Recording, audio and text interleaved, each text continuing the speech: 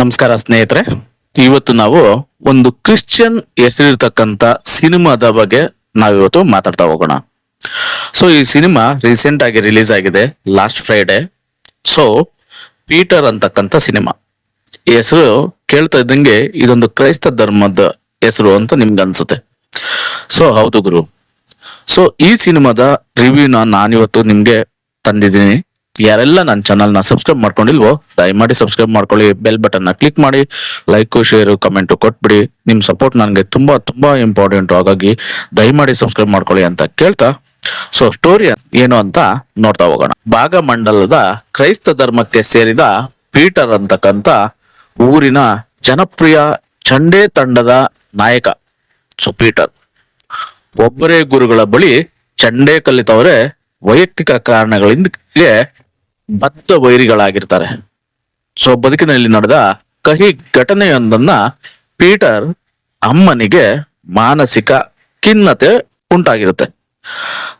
ಊರಿನಿಂದ ಕಾಲೇಜ್ಗೆ ಓದೋದಿಕ್ಕಂತ ಒಂದು ಹುಡುಗಿ ಬರ್ತಾಳೆ. ಸೊ ಆ ಹುಡುಗಿ ಹೆಸರು ಮೀರಾ. ಅವಳ ಜೊತೆ ಪೀಟರ್ಗೆ ಲವ್ ಆಗುತ್ತೆ. ಸೊ ಅವರಿಬ್ಬರ ಲವ್ ಸ್ಟೋರಿ. ಈ ನಡುವೆ ಪಕ್ಕದ ಮನೆಗೆ ಅದೇ ಊರಿನ ಶಾಲೆಯ PT ಟೀಚರ್ ಆಗಿ ರಾಧಾ ಅಂತಕ್ಕಂಥವಳು ಬಾಡಿಗೆಗೆ ಬರ್ತಾಳೆ. ಹೀಗಿರುವಾಗ ಚಂಡೆ ಹುಡುಗರ ನಡುವೆ ಗಲಾಟೆ ಆಗುತ್ತೆ. ಪೀಟರ್ ಎದುರಾಳಿ ತಂಡದ ನಾಯಕನ ಸಾವಾಗುತ್ತೆ. ಸೊ ಚಂಡೆ ಹುಡುಗರ ತಂಡದಲ್ಲಿ ಗಲಾಟೆನೆ ನಡೆಯುತ್ತೆ. ಅಲ್ಲಿ ಪೀಟರ್ಗೆ ಎದುರಾಳಿಯಾಗಿರ್ತಾನಲ್ಲ ಆ ತಂಡದ ನಾಯಕನು ಸತ್ತೋಗ್ತಾನೆ. ಸೊ ಪೀಟರ್ ಊರ್ನ ಬಿಡಬೇಕಾದ ಪರಿಸ್ಥಿತಿ ಬರುತ್ತೆ.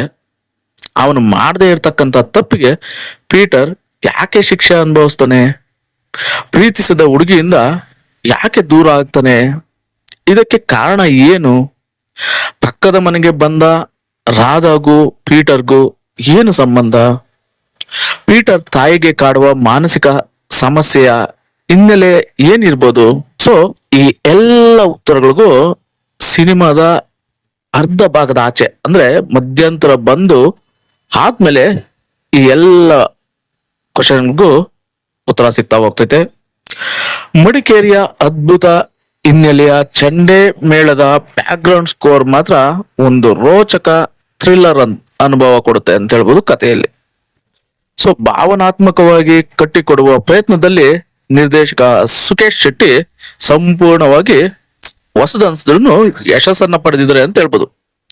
ಪೀಟರ್ ಪಾತ್ರದಲ್ಲಿ ರಾಕೇಶ್ ಧ್ರುವ ಒಂದು ಪಾತ್ರನೇ ಅನ್ನೋ ರೀತಿ ಆವರಿಸ್ಕೊಂಡ್ಬಿಡ್ತಾರೆ ಚಿತ್ರದಲ್ಲಿ.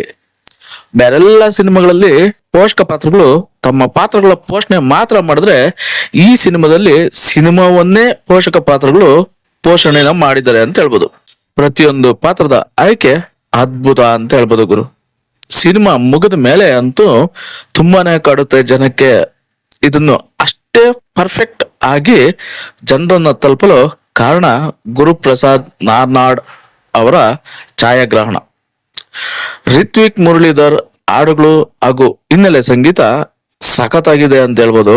ಹೆಚ್ಚು ಡೈಲಾಗ್ಲೇ ಇಲ್ಲದಂತ ಪೀಟರ್ ಪಾತ್ರವನ್ನ ಎಮೋಷನಲಿ ಜನರಿಗೆ ತಲುಪಿಸೋದಕ್ಕೆ ಎಣದಿರ್ತಕ್ಕಂಥ ಸ್ಕ್ರೀನ್ ಪ್ಲೇ ನೋಡುಗನನ್ನ ಎಂಗೇಜಿಂಗ್ ಆಗಿಡುತ್ತೆ ಅಂತ ಹೇಳ್ಬೋದು ಗುರು.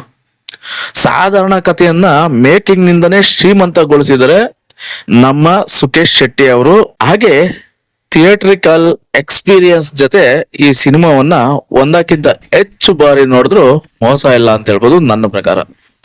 ಸೊ ಅಷ್ಟು ಅದ್ಭುತವಾಗಿದೆ ಸಿನಿಮಾ, ಒಂದೊಳ್ಳೆ ಸಿನಿಮಾ. ಸೊ ರಾಜೇಶ್ ಧ್ರುವ, ರವಿಕಾ ಶೆಟ್ಟಿ, ಜಾಹ್ನವಿ ರಾಯಲ, ರಾಮ್ ನಾಡ್ನಾಡ, ಪ್ರತಿಮಾ ನಾಯಕ್, ಇನ್ನು ಸಾಕಷ್ಟು ಕಲಾವಿದರು ಈ ಸಿನಿಮಾದಲ್ಲಿ ನಟಿಸಿದ್ರೆ.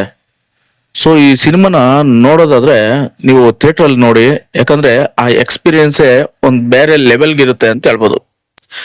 ಸಿನಿಮಾ ಓವರ್ ಆಲ್ ತುಂಬಾ ಸೂಪರ್ ಆಗಿದೆ ಸಿನಿಮಾ. ಸೊ ನೀವು ನೋಡ್ಬೋದು, ಒಂದ್ಸಾರಿ ಅಲ್ಲ 2 ಸಾರಿ ನೋಡ್ಬೋದು, ಯಾಕಂದ್ರೆ ಅಷ್ಟು ಇಷ್ಟ ಆಗುತ್ತೆ ಸಿನಿಮಾ. ಸೊ ಓವರ್ ಆಲ್ ನನಗಂತೂ ತುಂಬಾನೇ ಇಷ್ಟ ಆಯ್ತು ಸಿನಿಮಾ ಪೀಟರ್. ಸೊ ಹೆಸರು ಡಿಫ್ರೆಂಟ್ ಆಗಿದೆ, ಕ್ರೈಸ್ತ ಧರ್ಮದ ಪ್ರಕಾರ ಅನ್ನೋ ತರ ಒಂಥರ ಪೀಟರ್ ಅನ್ನೋದು ಒಬ್ಬ ಒಳ್ಳೆ ಹುಡುಗನ ಹೆಸರು ಅನ್ನೋ ರೀತಿ ಇದೆ. ಸೊ ಸಿನಿಮಾ ಕೂಡ ಅಷ್ಟೇ ಚೆನ್ನಾಗಿದೆ ಅಂತ ಹೇಳ್ಬೋದು. ಹಾಗಾಗಿ ಸಿನಿಮಾ ಒಂದ್ಸಾರಿ ಅಲ್ಲ 2 ಸಾರಿ ಎಷ್ಟು ಸಾರಿ ಬಿಡ್ ನೋಡಿದ್ರು ಬೇಜಾರಾಗಲ್ಲ. ಸೊ ಹಾಗಾಗಿ ಸಿನಿಮಾನ ಥಿಯೇಟರ್ ಅಲ್ಲಿ ನೋಡಿ ಅಂತ ನನ್ನ ಪ್ರಕಾರ ಹೇಳ್ಕೊಂತೀನಿ. ಹಾಗೆ ಯಾರೆಲ್ಲ ನನ್ನ ಚಾನಲ್ ನ ಸಬ್ಸ್ಕ್ರೈಬ್ ಮಾಡ್ಕೊಂಡಿಲ್ವೋ ದಯಮಾಡಿ ಸಬ್ಸ್ಕ್ರೈಬ್ ಮಾಡ್ಕೊಳ್ಳಿ, ಬೆಲ್ ಬಟನ್ ನ ಕ್ಲಿಕ್ ಮಾಡಿ, ಲೈಕ್ ಶೇರ್ ಕಮೆಂಟ್ ಕೊಟ್ಬಿಡಿ. ನಿಮ್ ಸಪೋರ್ಟ್ ನನಗೆ ತುಂಬಾ ಇಂಪಾರ್ಟೆಂಟ್. ಸಪೋರ್ಟ್ ಮಾಡಿ, ನೀವು ಸಬ್ಸ್ಕ್ರೈಬ್ ಮಾಡ್ಕೊಳ್ಳಿ, ಬೆಲ್ ಬಟನ್ ನ ಕ್ಲಿಕ್ ಮಾಡಿ, ಯಾಕಂದ್ರೆ ನಾನು ಹಾಕೋ ವಿಡಿಯೋಗಳು ನಿಮ್ಗೆ ನೋಟಿಫಿಕೇಶನ್ ಆಗಿ ತಲುಪುತ್ತೆ ಅಂತ ಹೇಳ್ತಾ ಸಿಗೋಣ ಮತ್ತೊಂದು ವಿಡಿಯೋದಲ್ಲಿ. ಧನ್ಯವಾದಗಳು. ಶುಭ ದಿನ ಗುರು.